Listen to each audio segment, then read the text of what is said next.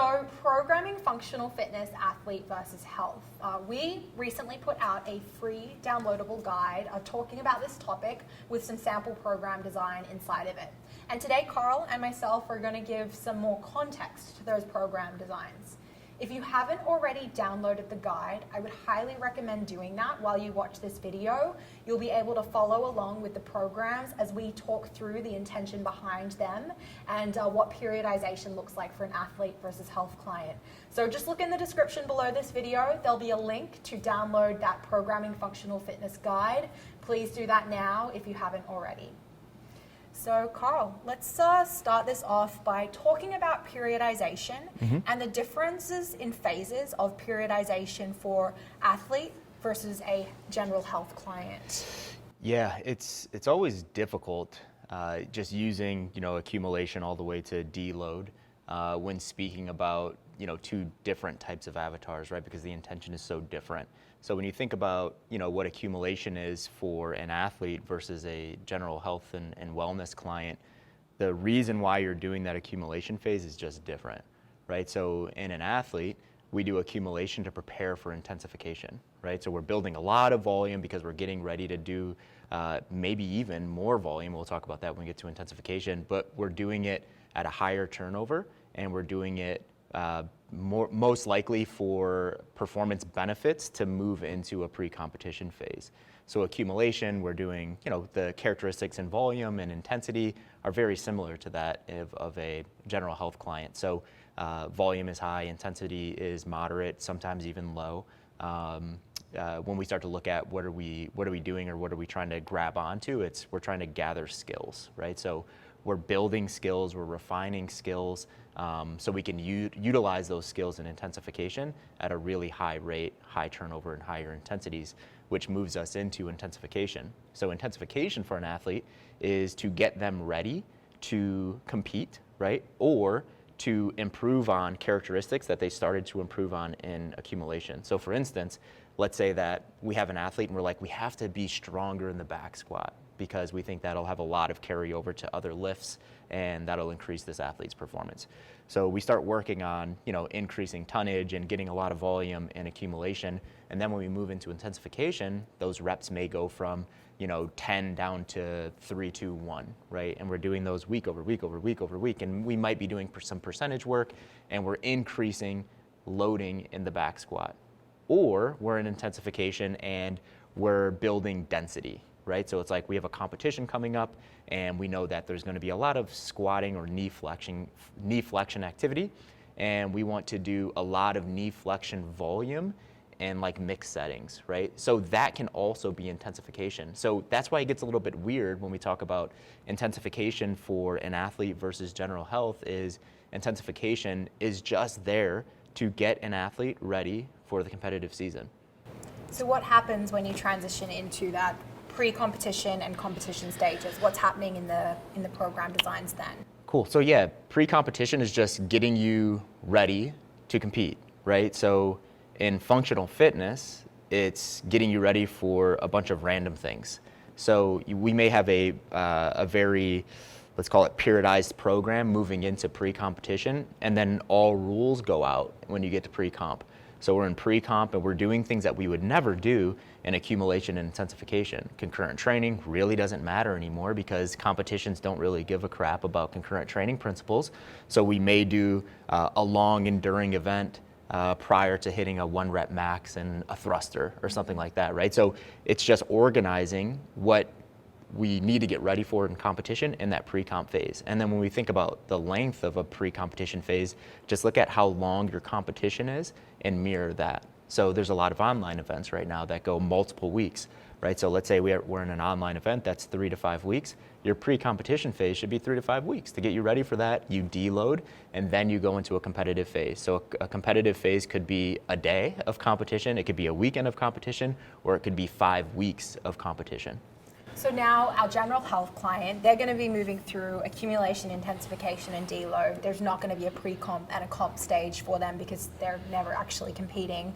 How does that accumulation, intensification, and I suppose the intention behind using those phases compare for a health client versus an athlete?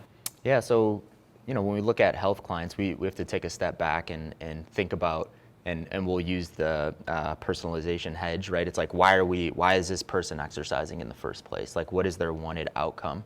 If it truly is health and they want to look good and they want to feel good, we have to look at their training age, right? And their training age determines how often they're in an accumulation phase, how often they're in an intensification phase. And just really quick, like if they're a beginner, they're doing a lot of accumulation.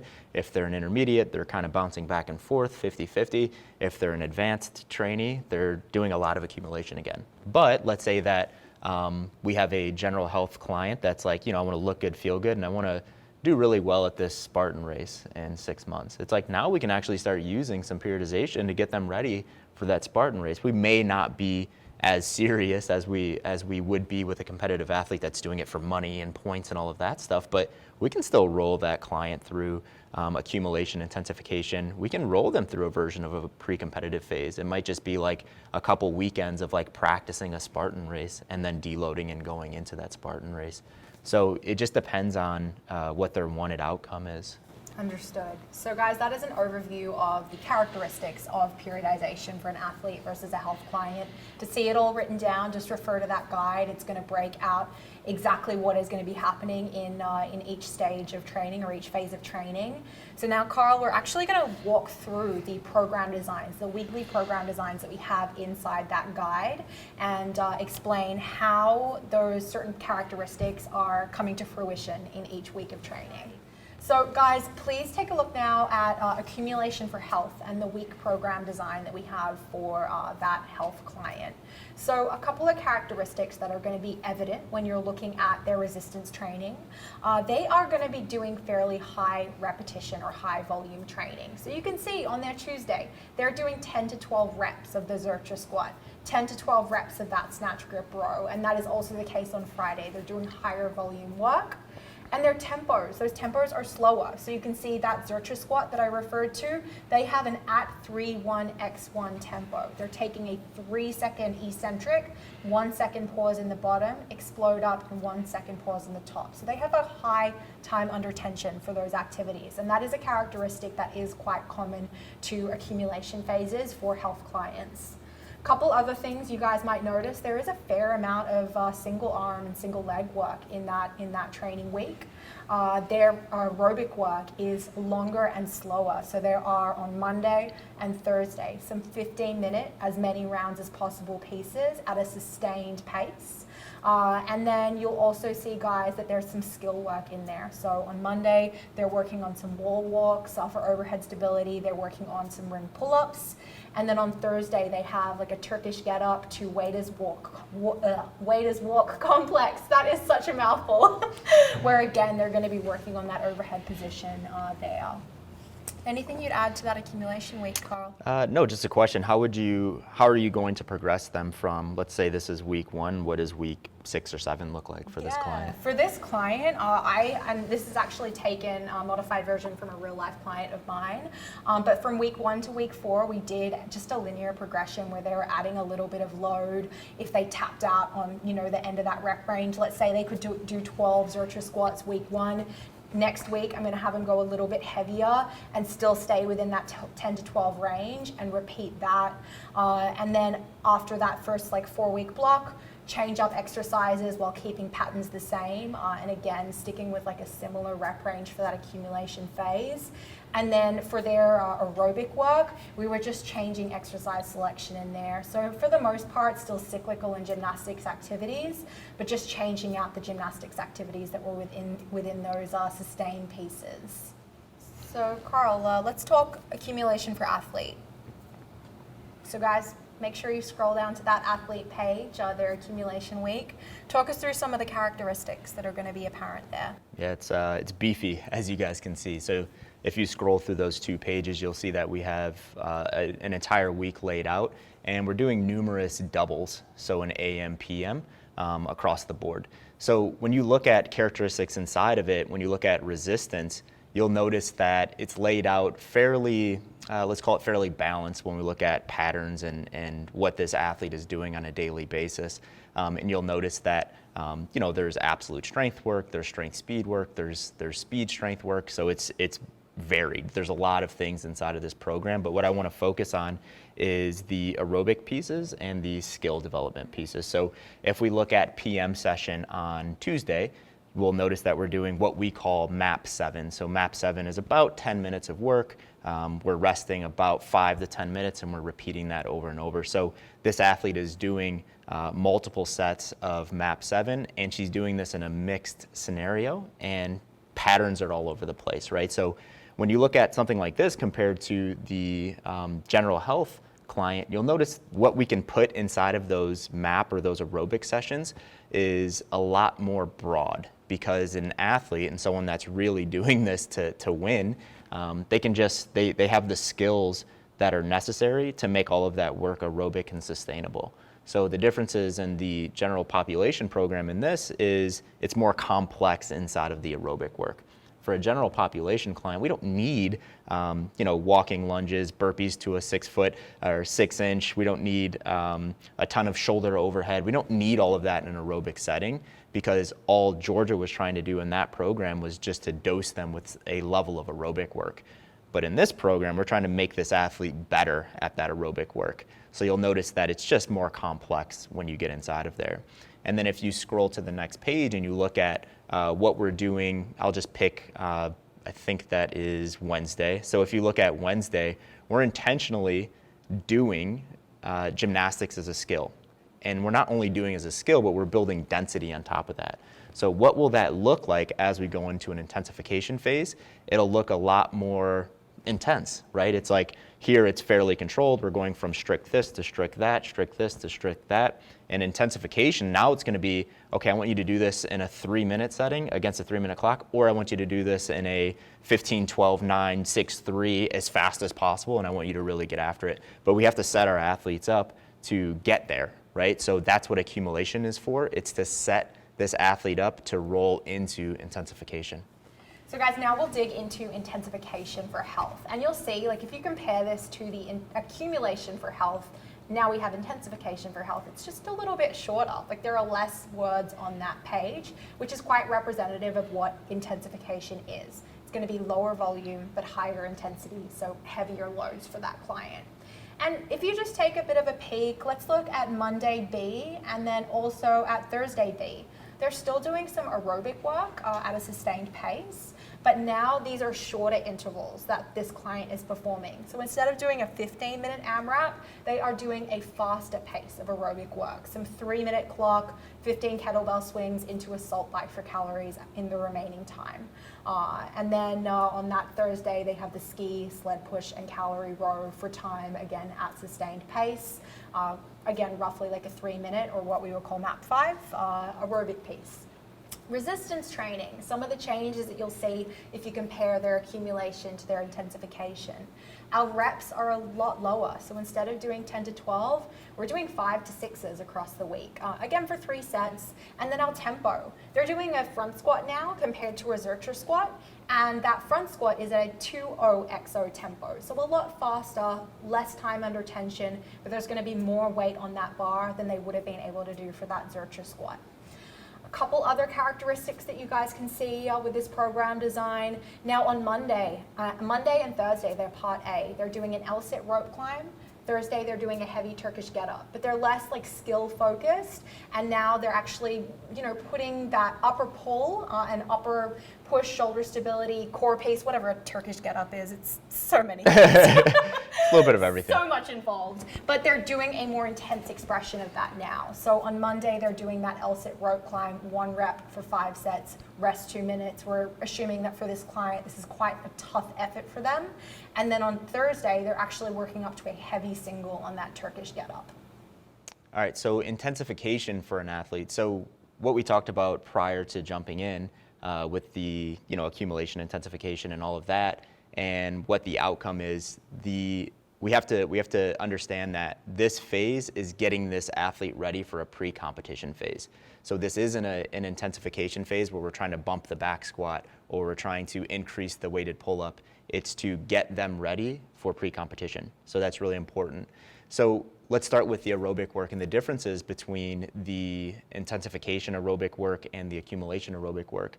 So it's actually just incremental. So in the accumulation phase, we were doing 10-minute pieces, right? So that's fairly long relative to an athlete and rolling into intensification.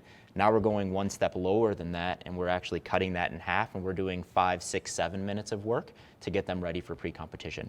So in aerobic work as well, we're getting a little more complex, where it was straight sets, it was AMRAPs, it was more 4-task work. Now we're throwing curveballs. It's like constant variance, right? So if you look at Tuesday AM session, you'll see that we're doing mixed MAP 6 constant variance, and you'll see that everything has a letter. So all that means is each set, they're just switching up the order just so that the dose feels a little bit different from set to set to set to set, just to keep them on their toes so they don't settle in and find that work easier on set 3. So we're just varying things to add a little bit more of a challenge. And then you'll also notice that on Monday, for instance, we're starting to put in more 4-task work. So it's like, I want you to do this 4 times. I still want it sustainable. I don't want you on your back, but we want to get this athlete ready to, get in that scenario or in that environment where it's 3, 2, 1, do this amount of work, and then stop, right? Because we need to start wrapping our brains around that instead of just doing a bunch of AMRAPs. Because in a competitive setting, we're not seeing a lot of 15, 20-minute AMRAPs. It's like, go do this amount of work and win at that. So we're just kind of organizing the athlete's brain to start doing that work prior to getting into pre-competition. And you'll also notice that the volume is lower. Even though it doesn't look like it, the volume is lower, and it's lower in reps that they're doing inside of resistance training. And you'll notice that there's a lot of energy systems training in this program. Remember, we're trying to get this athlete ready for pre-competition. The resistance training is there just to keep the CNS active. It's not there to make this athlete stronger by any means. And some coaches ask, like, I have athletes and they got stronger and they weren't lifting any weights and their back squat went up 15 pounds. Why is that? It's not because your athlete actually got stronger, it's because they're using a lot more cortisol because you're working them really, really hard and essentially just digging them a little bit of a hole. And they're in that fight or flight mode where it's like they have a barbell on their back and they're gonna lift 15 pounds more. Don't be fooled by that. They're not actually getting stronger. That's just a hormonal response. So we'll start to see that in phases like this, and it actually sets the athlete up well when it comes to feeling really good about where they're at. Because it's very normal for athletes. It's like, I haven't had a heavy barbell on my back for 5 weeks. I think I got weaker. And it's like, no, you didn't. Let's put a heavy barbell on your back and let's build up to a 1-rep max after a bunch of aerobic work. And they're like, I PR'd that. And like back room, you're like, yeah, you PR'd it because your hormones are all kind of out of whack right now because you're in intensification. So just some things to realize and have those conversations with your clients on that. But you'll just notice that the work is more compressed. The work is more 4-task, and it's get this thing done and let's get out so we can get ready for pre-competition. I think really important thing to note about what you just said, Carl, is like for this athlete, what is functional for them is getting ready for that competition. Mm-hmm. And there is some stuff that might not be that healthy that's going on under the hood to get them ready for their sport. If we were to talk about our health client with the intention of health, that is certainly not their function. Hormonal disruption is not something we want to get from our health clients. So it really just drives the point home as to why we need to personalize for different intentions for our clients. So Carl, now your athlete has finished with their intensification phase and they are moving into pre-competition. What's going on in this phase? Oh, this is just such a fun cycle to put an athlete through because rules go out and you get to be really creative and you get to see, how good the training was prior to. So as we kind of walk through the training program, let me take you to a day where it's very apparent. Let's go to Friday. So Friday we're opening up with gymnastics push-pull density. So let's look at that as just kind of ramping the athlete up. It's like, hey, we're going to do some work, we're going to move some blood, then we're going to go to front squats and we're going to lift really heavy. And then we're going to do some snatch battery. So snatch battery, we're going to lift a relatively high percentage of their 1-rep max over and over and over again. So we're doing a 3-minute clock, 10 strict handstand push-ups, as many snatch reps as possible at 125. This is a female client, resting 3 minutes, and then we're kind of just going gymnastics, snatch battery, gymnastics, snatch battery. When we look at like concurrent training principles, someone would be like, oh, you should have done that snatch battery first because they're more prepared and more ready and you're not, trashing motor units. It's like, no, I wanted to trash motor units prior to going to that snatch battery piece, and I intentionally wanted to only rest 3 minutes between each one of those pieces, not for sustainability, but I wanted to actually decrease rest, so as they go into set 2 and 3, they're thinking in their head like, how the hell am I going to get through this work? So that was a very intentional thing. And then the day doesn't even end yet. Now we're going and we're doing some aerobic work at high sustained paces after. So we just threw a lot at this athlete on a Friday. And we did that intentionally to go into a simulation day on Saturday. So this athlete also has 2 simulation days, Saturday and Sunday. So simulation, that's when you can really start to, get the brain flowing and use some creativity and throw a bunch of really hard work at them and just see how they respond. And what's really interesting about this is not necessarily what their scores are, although that's important, not what their scores are, but after day 1, how do they respond and how do they perform on day 2?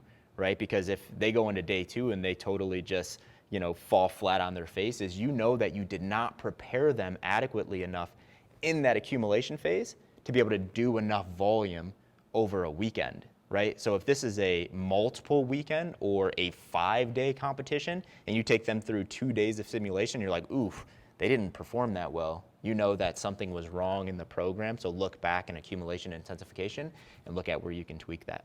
In your communication for them going into this pre-comp simulation that weekend, are you setting them up like it's just another training day, or are you telling them like, this is competition, baby, let's go? Oh yeah, no, you have to set them up, right? Because if you say this is another training day and they finish Friday and they feel like they just ran into a brick wall, they're going to be really stressed out if they didn't see that coming. It's like we're going to do a lot of work this weekend, right? This is meant to break you down, right? We want to see how you recover, so they're ready for it. And a lot of the time, they're expecting the worst, right? They're like, I'm going to wake up on Saturday, I'm not going to be able to get out of bed, and it's like they're able to get out of bed, they feel fine, and they make it to Sunday and they feel just fine. But you actually want to set them up for proper expectations, because if you just kind of slide this one in, this could totally mess up their mindset. Competition phase for an athlete. So this is unlike pre-comp phase. We don't want to like totally trash them. We don't want to, slide anything at them that they weren't expecting.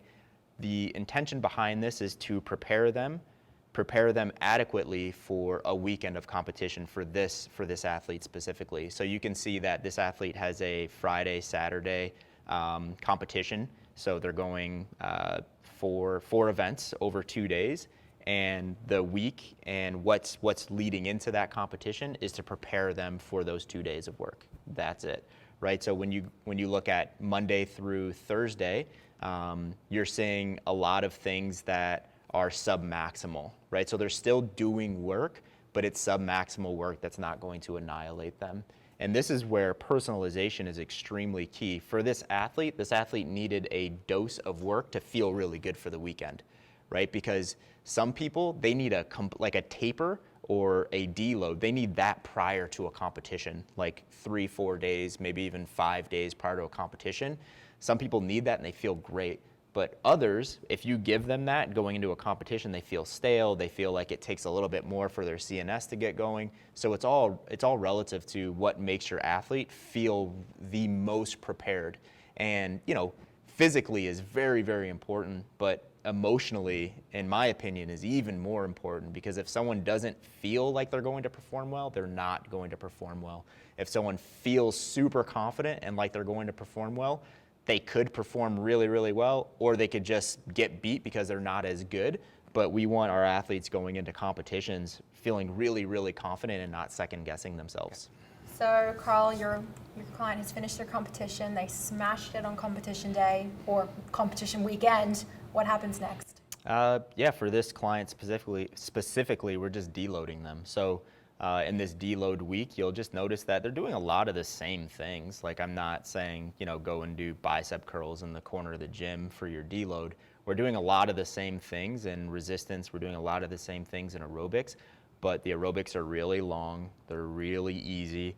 We have to make sure our clients understand what pace we want them to work at, because you got to remember, for this client specifically, they just came out of a really tough accumulation phase, a really tough intensification phase, pre-competition, where we just threw a bunch of stuff at them, and then they competed, right? So inside of their head, they're just like just ready to go still. So we have to intentionally calm them down. We have to let them know that this week is supposed to be easy, right? Like, don't feel like when you leave the gym after 45 minutes, you feel like you need to go back and do a little bit more accessory work or anything like that. The intention behind this is to totally decrease volume and totally decrease intensity, but still move. So you can kind of see as you walk through the Monday through Sunday, it's a lot of just easy work for them in resistance. Like you'll notice the gymnastics push-pull work is still there, but the volume is ramped down by about 60%. And then you'll notice the resistance is there, and we're working on just like speed stuff at really low loads, and the aerobics are still there, but they're really long, low sustained aerobic pieces. And there's some similarity with deloading for health as well that's happening in the DELOAD for Health program design. So if you guys want to scroll up and reference that quickly, deloads are still something that you will likely be programming in at certain points throughout the year for a health client to just give them a little bit of a break from their training. And you'll see, like on Monday and on Thursday for that client, we've got some MAP 10, so like very easy paced aerobic work, mostly cyclical and isometrics for this client. They are still doing some resistance, so there's some goblet squats, some push-ups in there, some walking lunges, but guys at a very low intensity for this client, and they're performing it at just like kind of a full body circle, mostly with the intention just to have blood flow and enjoy movement, and then get out of there and get on with the day. So again, characteristics for deloading for health: aerobic work, easy, slow, non-eccentric contractions. For their resistance training, either intensity is going to be nice and low, or volume is going to be very low, or both. And just giving that client a week to recover and recharge, and then get into that next training cycle. Guys, we just walked you through periodization for functional fitness athletes and for health clients, but periodization is just one of the principles of program design that is really important for you to understand when you're designing functional fitness programs. Carl, what are a couple other principles that a coach should know? Oh man, there's a decent amount, but we have to understand, and we talked about a few as we walked through this, but you know, just removing ourselves from program design for a second, we have to have really good assessment protocols, right, which are based on principles. We have to have very good consultation protocols that are based on principles. So just kind of removing ourselves from the program design for just a second, I think those are two really, really important things to consider, as well as nutritional aspects and how we're fueling our athletes and our health clients on a day-to-day, week-to-week, month-to-month basis. And what Carl's just described here is the OPEX method of coaching. It's never just about that program that's on the paper. It is about that entire process of onboarding and assessing and coaching that client forever. And guys, we teach you that method in the Coach's Toolkit. You'll get a great introduction to how OPEX conducts consultations, intakes, how they assess their clients, or how we assess our clients. I suppose we are OPEX. So guys, take a look in the description below. There is a link to the Coach's Toolkit free introductory course. Check that out to continue your education with OPEX. Does the back of my shirt say we are OPEX? I am OPEX. Oh. Gosh. I am OPEX.